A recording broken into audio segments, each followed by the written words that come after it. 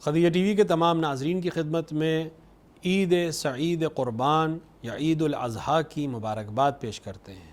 یہ عید انسان کو قربانی کا جذبہ یاد دلانے کی عید ہے۔ یہ عید انسان کو حج کرنے کی عید ہے۔ یہ عید سنت ابراہیمی کو احیاء کرنے اور زندہ کرنے کی عید ہے۔ یہ عید ہر اس شخص کی عید ہے جو قربانی کا جذبہ رکھتا ہو۔ ہم صرف جانور کو قربان کر کر اگر عید منا رہے ہیں تو مفہوم عید سے دور ہیں۔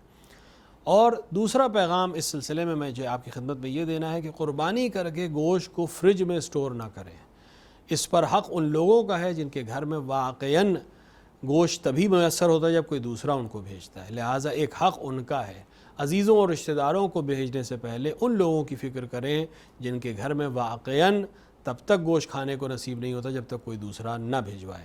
امیر المومنین علیہ الصلوۃ کا طریقہ کار یہ تھا کہ آپ قربانی کے حصے میں سے اکثر حصہ ان فقراء اور ان بیوہ اور یتیموں کے گھر بھجواتے تھے جو جنگ میں یا دیگر حوادث میں شہید ہو جانے کی وجہ سے ایک سخت زندگی گزار رہے ہوتے تھے۔